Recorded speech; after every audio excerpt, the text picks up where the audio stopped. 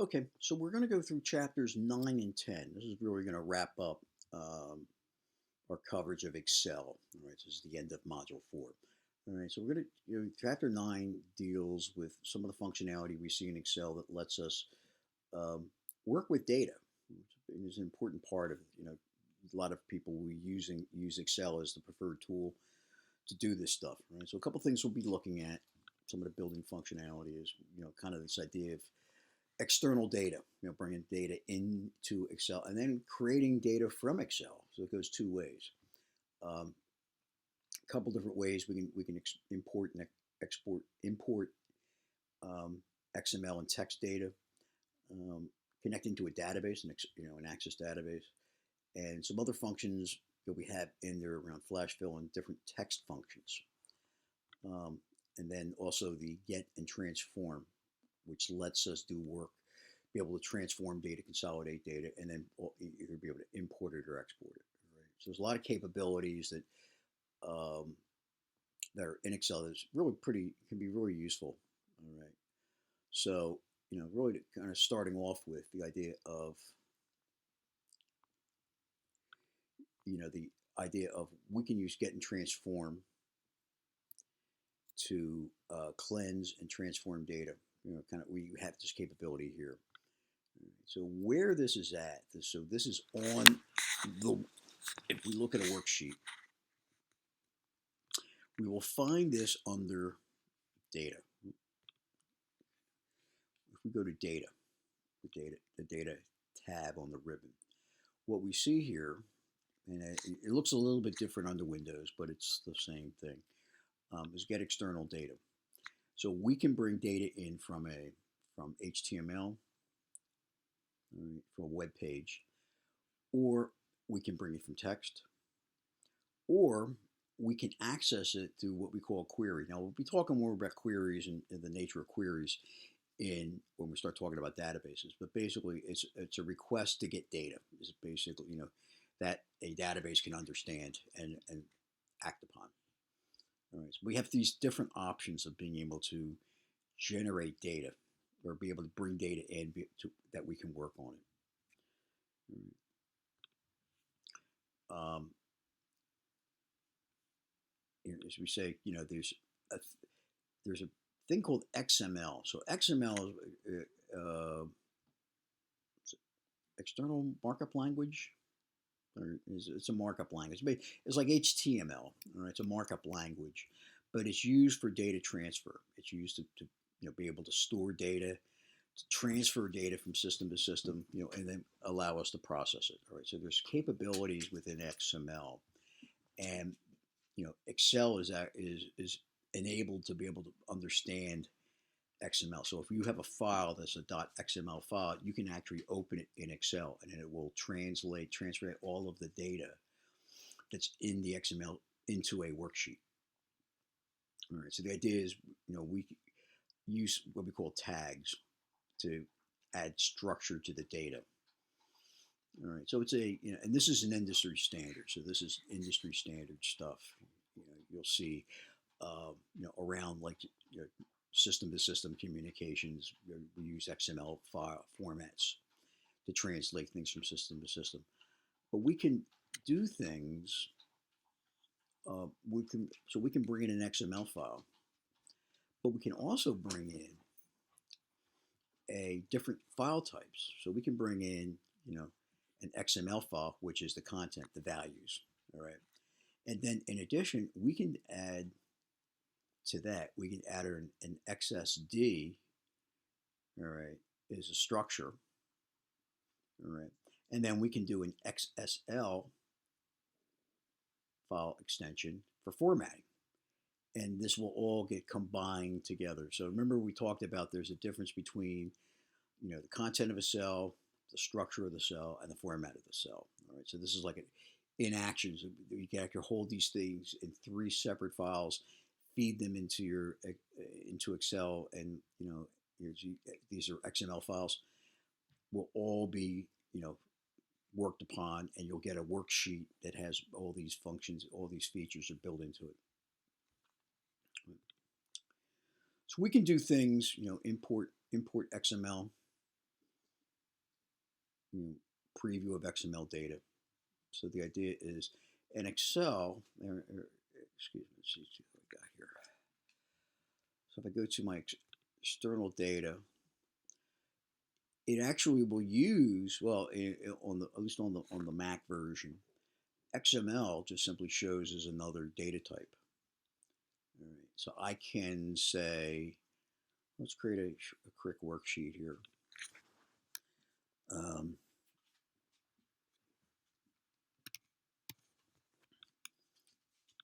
So I'm going to create something like that. I'll say another one of these district worksheets. All right, I can put a number on it. Let me go down. All right, so I've got a little worksheet I'm going to do here, and really what I want to do is I want to save it. I want to save it as XML, so I'm going to do a save as, and I look for the formats. You see all these are all the different formats that we can create. All right, so ODS, comma separated files, XML worksheets. So if I do an XML worksheet, if I save that, some features will be lost if you put it into an XML format. I'll say yes anyway. All right. And then if I want to create if I want to open this up, then open book1.xml is the name of the file I created. It's identified as an XML document, but if I double click on it, it shows up as you know the as a regular XML file. All right. So as I said, it's a technique we use. Using XML it allows us to move from platform to platform. We're trying to move stuff off of Microsoft and be able to run things with other databases or other applications. So we can save that, and we can both import it or export it. You know, and Excel understands XML natively. All right. So there's things, there's things we can do with this, with imported, exported XML data. We can put, we can structure it. There's different things. It looks like a web page. So if you actually look at what XML looks like in a text file, so if I come and open up a text file,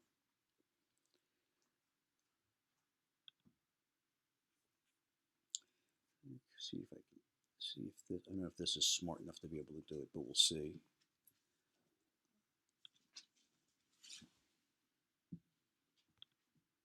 I'm going to create a new note, and we'll see if I can open.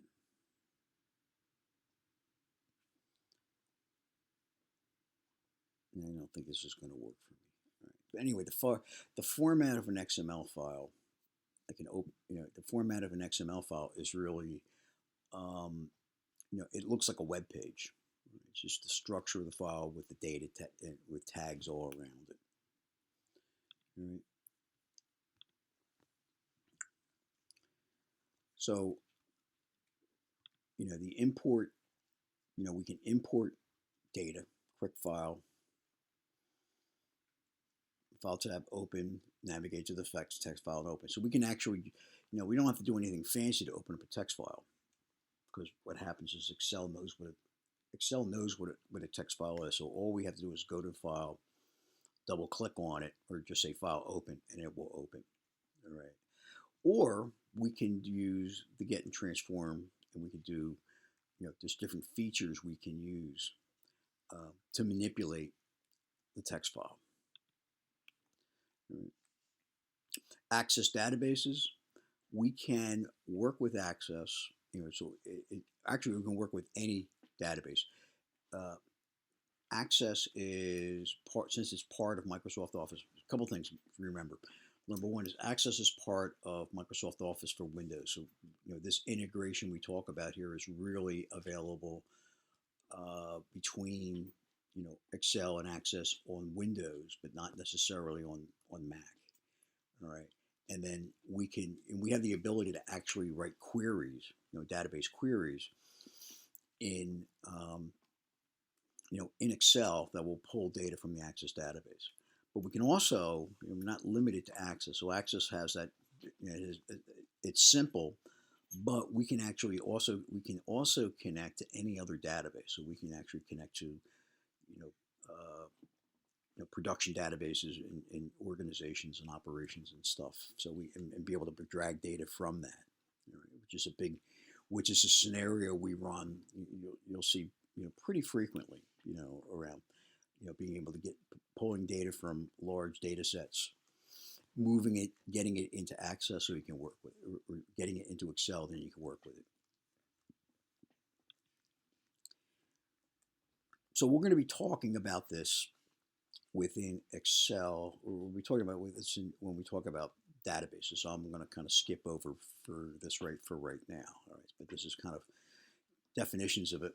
Relational database, primary key, foreign key. So we'll be talking about this in the next module. Kind of our connections to a database.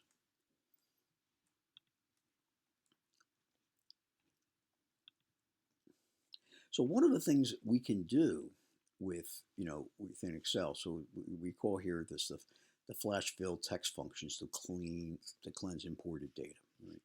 So the business scenario here is we got a bunch of data from, say, for example, we're doing a merge of data. We're doing a merge of companies, all right, and somebody sends us a bunch of data from their accounts payable system, all right. But it doesn't line up with our accounts payable system. What we can do is we can just drop this. We can take this, send it to us in a flat file. We can take that information, and we have within Excel the ability to play really kind of a new. Data will come in different. Data comes in different formats, and we can do a lot of different things. All right. So, for example, if with the data populated, one of the things we run into is data all comes in as text, all right. And what I want to do is I want to translate that into columns, all right. What we can do is this is a wizard. So I have my selected data. Okay. So and it'll step us through what what the file looks like. So when it actually open the file, it'll look at the data and say, okay, I've got this looks like this. Is this correct? We can identify in there as well. How do we separate one field from another? We can use the tab. We can use semicolon, comma, text qualifier, a bunch of stuff we can do. And then we can select the column and we can set the data format as well. So a lot of stuff we can do within this. All right, I can import columns, and then if I finish, what it'll do is it'll bring that file into the worksheet. That's this text to columns.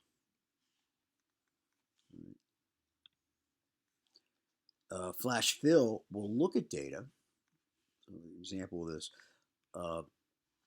you have a bunch of data, and it's not. We talked about clean data, so there's things missing. Right? So certain files will have certain records in the file will have stuff we have to add to it. Flash fill goes through and tries to do an intelligent assessment of what's on what you've got in that on that worksheet, and we'll try to fill things in for you automatically. Remove duplicates. All right. So if remove duplicates will do, we'll look through and identify dupes or what it believes are duplicate records, and then ask if we want to take them out. So we can clean. A lot of times that's another thing you will find. We could bring data in. Could be two or three different things. And really, all we want is one. So there's built-in features that let us work with that.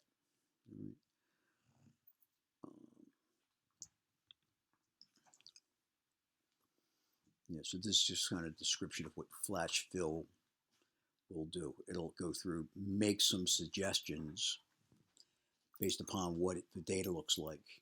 Intelligently look at the data, see it, look for patterns, look for things it can leverage. Which is a useful, once again, is some pretty useful stuff here. We can change, we can change the case, so uppercase to lowercase, lowercase to uppercase, proper, which will make if I use a proper function, it will capitalize the first word, the first letter of each word in the text string. Trim lets us take spaces off. Clean removes non-printable characters. Right. So this is the text. So this is all about the text function. Different text functions. All right. So if we bring data in, as we're bringing data in, a lot of times what we'll want to do is we'll want to verify, because there's no guarantee whatever is out there is exactly what we want. So what will happen is we'll have to go through and by executing the lower, upper, proper, trim, clean functions, it will give us what we give us what we're more of what we're looking for. All right. So as we've got we'll have things like extra spaces, we'll have things like non-printable characters. Just because you can't see it doesn't mean it's not there. Right? I mean, they cause all sorts of adventures, all right, around extra spaces and non-printing characters. So being able to identify that and take it out, which is really what this stuff, what these functions enable us to do, automating that process.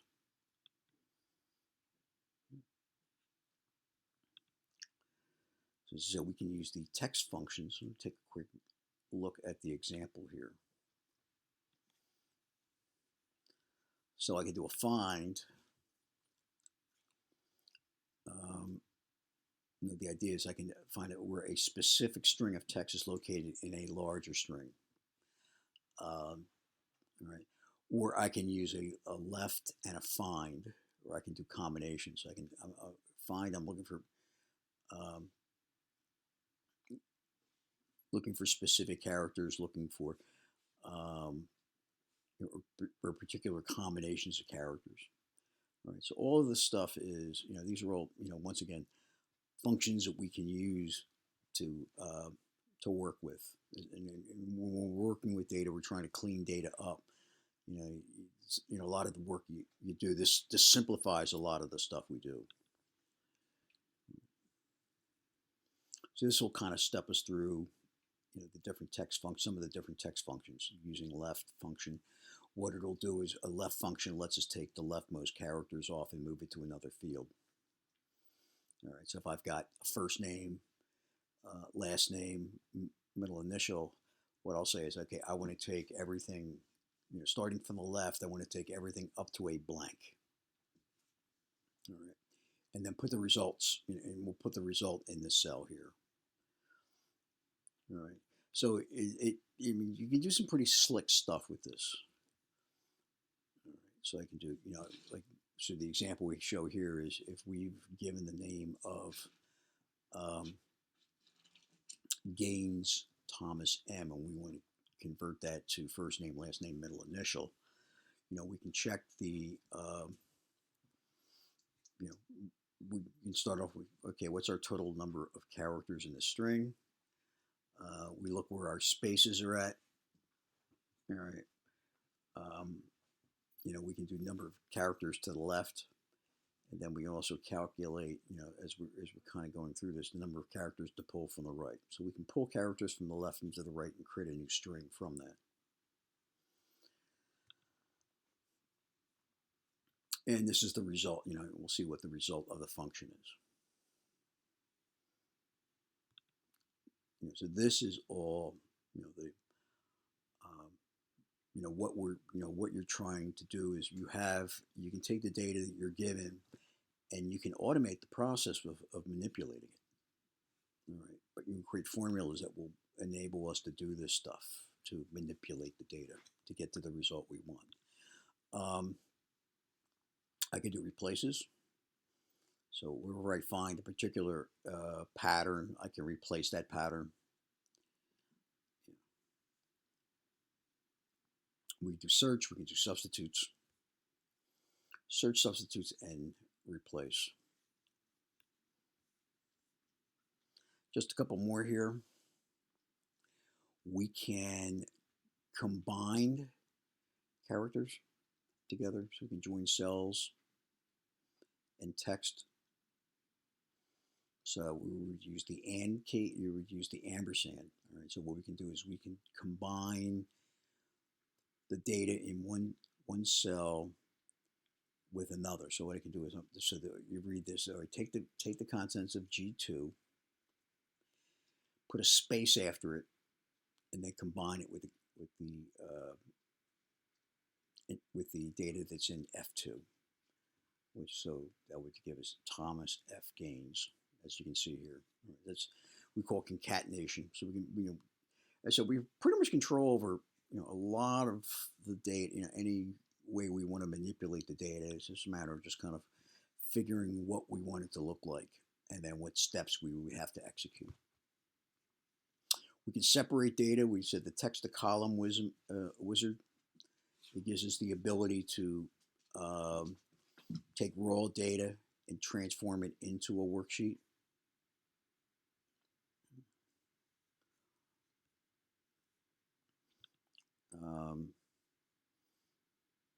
Example of the remove duplicates. It'll, as we identify what it thinks is a duplicate, we can go and say, yes, that's a duplicate, or no, that's not a duplicate. And then we can clean, as I said, some different. These are some examples of dates, because dates are something that a lot of times we have to manipulate. Clean them up, because a lot of times, sometimes you'll get month, day, year. Sometimes you'll get year, month, day. Sometimes you'll get any combination. Sometimes you get dashes in front of instead of slashes. So getting that into formats, is a bit of a chore. So just some additional information about the dates and date-related data.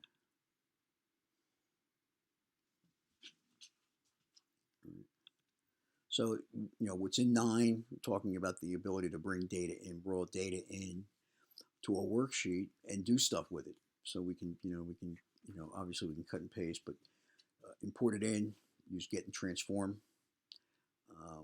We can automate, we can leverage XML as the means by which we can, work with that data.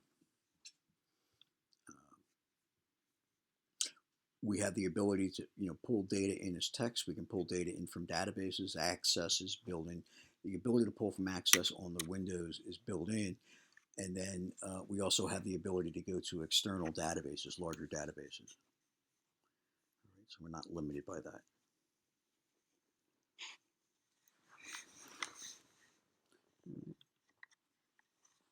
And then finally, just different ways to do data manipulation, tools that are built into Excel that lets us do a lot of these features. So we can restructure data, we can replace part of a string, we can convert text, we can convert text to dates and things like that.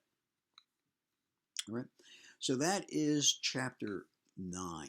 That's what we talked about in chapter 9. So let's take a quick look at chapter 10. So 10 is also another, another kind of an interesting, some more advanced features of Excel. All right. So we're gonna, look at some of these different features. Once again, remember we talked about, you can build all this stuff up. You can build all this stuff up, using your own formulas and doing your own, kind of your own work to do it. Or you can get Excel to do it for us. A lot of this stuff has been written already. All right, so we can go, so a couple of things we're going to look at here. Let's talk about break-even analysis. Kind of, stuff we've looked at before, variables and formulas. Um, a goal seek. So once again, there's some things that are built in. So goal seek enables us to do some analysis around trying to determine how to get to an objective. Scenario managers, scenario reports, solvers. All right, which is a once again another advanced feature and function of Excel. All right, so let's talk about the break-even point. All right. So break-even analysis is really one of the things we do all the time in businesses. Try to figure out how our costs and sales. So the idea is a cost, volume, profit is how cost and sales or volumes are related. Break-even analysis is try to figure out what is our break-even point in sales volumes. Where do we break even? Above that we make money. Below that we lose money. All right. So as we call it here, sales level, which revenue equals total costs. All right. So a couple things we need. So we need to in order to do this calculation the right way, we need the fixed cost. We need variable costs. And we need mixed costs. Mixed costs. Right? So these are all going to be different categories of items that need to go. We need to feed in order to be able to do this this type of analysis. All right. So break-even analysis will give us a chart, which will tell us at what level what is the at what level is the profit, at what level is the loss. Okay. So break-even. If we take a look at our, one way we can do it is we can do we can do it by different formulas. We can kind of do it the hard way.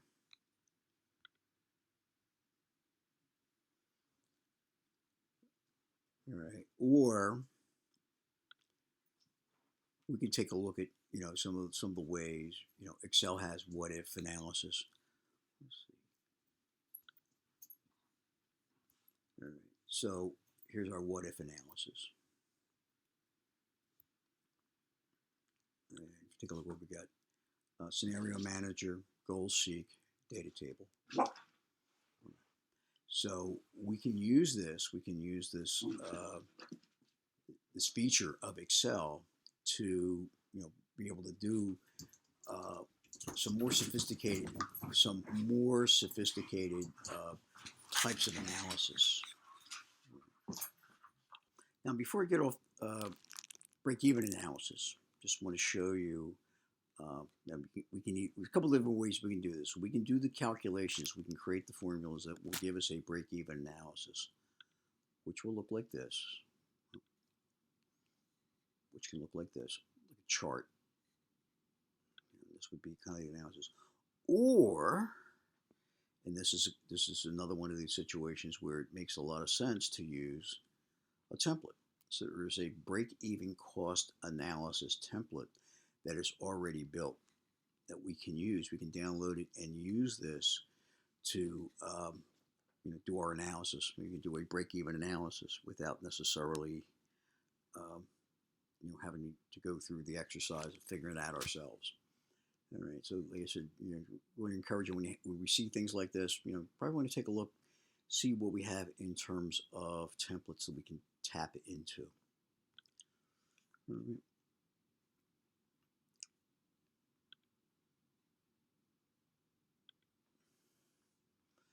So we talk about a little bit, as I said, about the what if analysis. So we can do a whole bunch of different kinds of analytical work with it.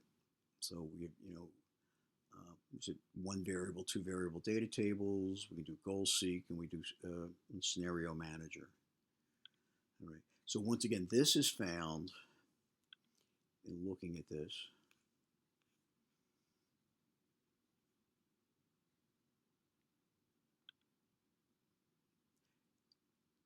Is going to be here under our what if analysis.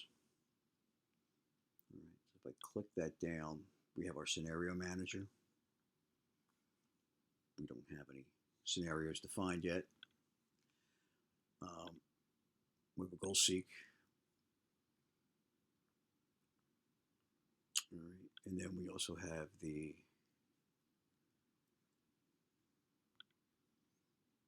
data table. All right. So these are some what if capabilities we can do. We come up with a business scenario, and then we can say, okay, what if we do this, and what if we do that?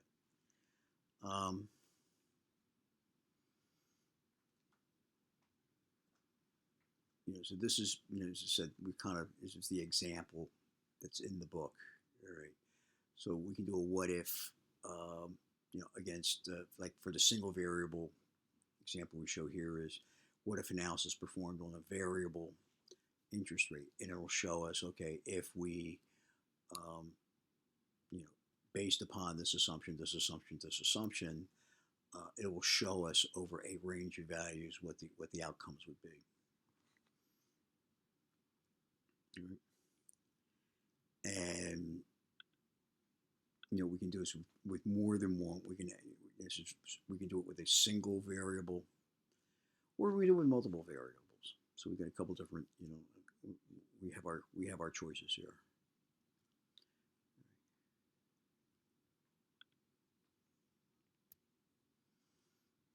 This is the two example table. And what we can do is we can change within this, instead of changing a single variable like an interest rate, we can actually change more than one variable. All right, so this will, and what this will do is this will calculate this all the way out. All right, similar fashion. So goal seeking, we define our a range of input values. So to achieve a goal or objective. So again, this is a model. So all of the stuff we're showing here in 10 is really dealing with modeling, different kinds of models we can build inside of Excel to do. And once again, the applicability of this, once again, it really depends on the situation, depends on the scenario we're working with. All right.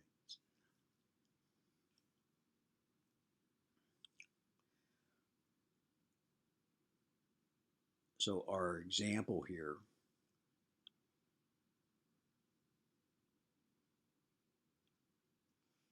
so we call up goal seek. So we create a worksheet, create the you call up the goal seek dialog box, and then what we would do is we would define what cells we would use to do the to do our calculations. All right. So and then what cell we use to define what the goal is. And what it will do is it will, we have a couple different options around this, given certain quantities and certain prices, extended price. Tell us what So this is a model. Once again, this is all based upon doing modeling.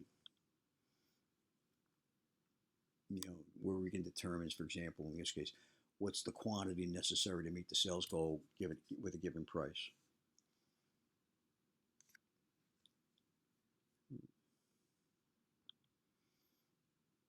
And then scenario manager is we can those are some kind of pre-built. Goal seeking is a pre-built model, whereas the scenario manager is we can really define our our own types of scenarios, call them out.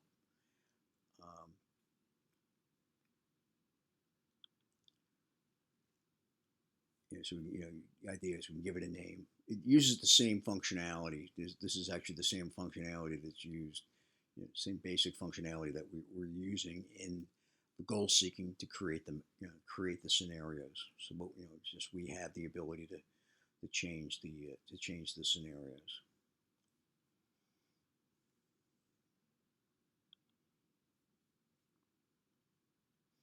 The most likely value of, depending upon what what are the what's the moving variables we're going to want to work with, the dialogue, and then it'll generate a report.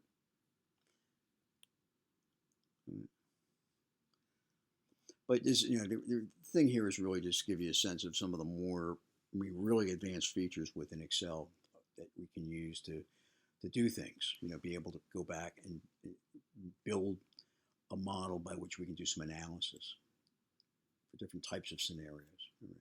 So solver, optimizes a problem by manipulating the values of the selected variables, but within constraints. All right, so we can use it for a whole bunch of things. So this is where we would use optimization. There's a lot of work that's done around optimization techniques. All right, so this is the solver can be used to really figure out, okay, what's given. We have this resources, given this limitations, what our limitations are. This is what the this is what our potential outcomes would be. In the old days, you would work all this stuff out using like linear algebra and matrices to figure this out. With Excel, it's really built-in features. All right. One thing to remember about a solver is an add-in, depending upon what you're working with. I'm not sure if it's definitely an add-in for Windows.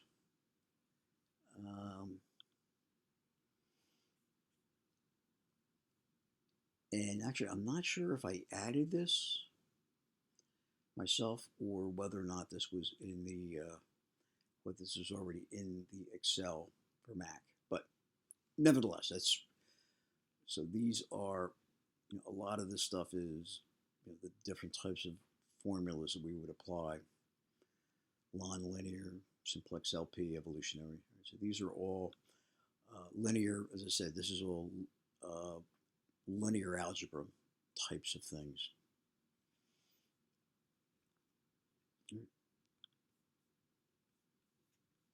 But if you ever work with linear algebra, you can kind of see where something like that would be kind of useful.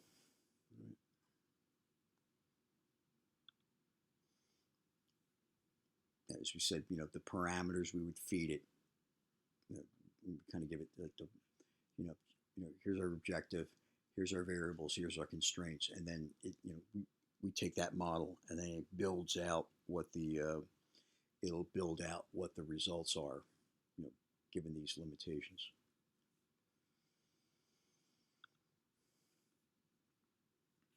So as you can see, this has got some real, mathematical heft behind it, to be able to do build models of real life situations.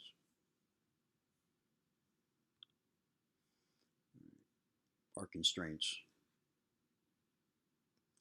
which is really the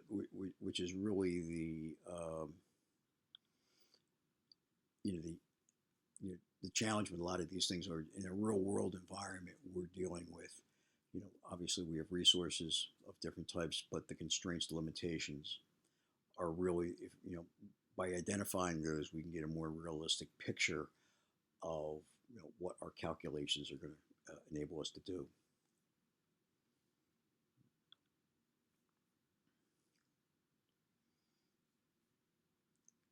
So these are, as I said, this is simply the more advanced stuff dealing with the solver. All right, so this is really around advanced modeling. This is going to be sort of our different types of analysis, the tools. So cost, value, and profit is a calculation we can do inside of Excel. Or this is there are templates out there that have that capability. We can just simply bring those in and leverage those. Analysis tools, we can do 1 and 2 variable data tables. We can do goal seeking. And then this is modeling. This is our, where we can use scenario manager where we can build a what-if model and then feed it data to be able to do, an estimate of what projected activities might be. And then we have solver, which is, be able to do calculations, be able to do an analysis with known constraints applied to them. All right. So this pretty much wraps up chapter 9 and chapter 10.